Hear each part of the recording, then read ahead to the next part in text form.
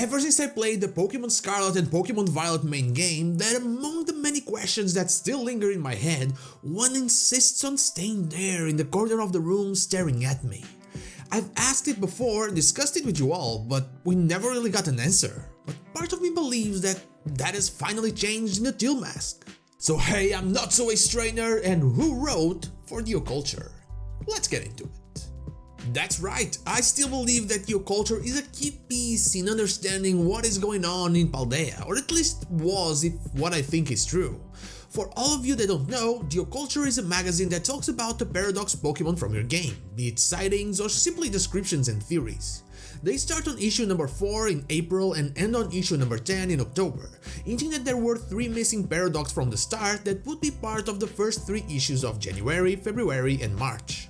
We now know, of course, that this is true. We had 3 paradox Pokemon missing in each version of the games. We had Walking Wake, we had Raging Bolt, we had Iron Leaves and we have Iron Crown.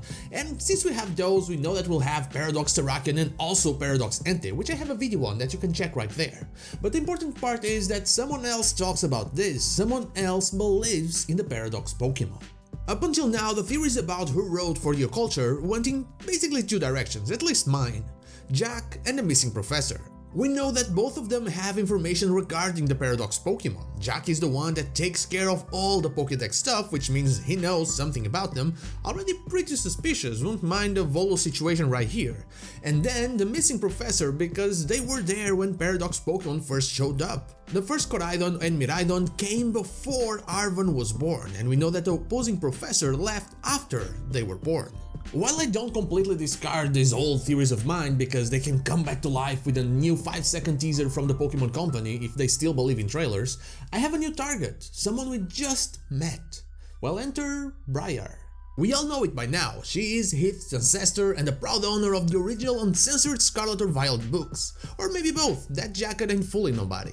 But that's not all, Briar is also the only character we've met, apart from Arven and the Professor's AI, that knows and cares about the contents of the books. And by cares, I mean she is completely obsessed with it, to the point of leaving literal children in Kitakami. They are still there, they haven't left.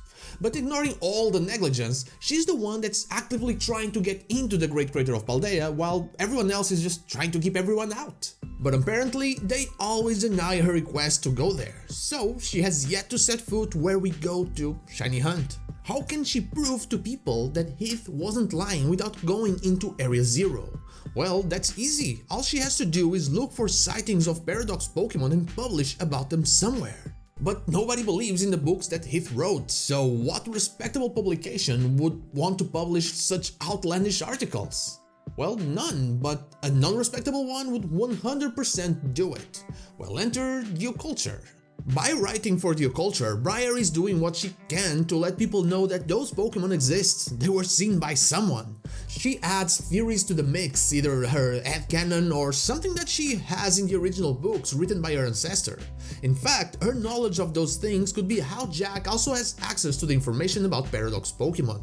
She clearly knows him and even admires him in a way, so she could easily share information with our homeroom teacher. That would also explain why those things are part of the Academy's library. The Blueberry Academy is our sister school, so that might help her get the not very scientifically accurate publications there.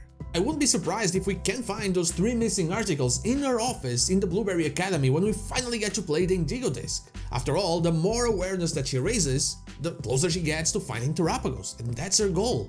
I'm also a bit intrigued by the missing November and December issues, if they do exist. If one ends up being Terrapagos, which isn't a paradox Pokemon but an Area Zero Pokemon nonetheless, and the other ends up being the pitched thing which might have originated in Area Zero, how much does she already know that no one else does?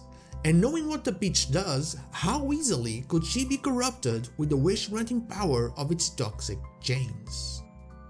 And that is all I have for you today, a look back at your culture and why Briar could be a really good candidate for the one writing for it. But what about you? Do you believe Briar will be the one? Let me know in the comments down below. And now, like the video if you like it, dislike if you don't, and don't forget to subscribe to the channel for more Pokemon content and also ring the bell so you know when the next video is out.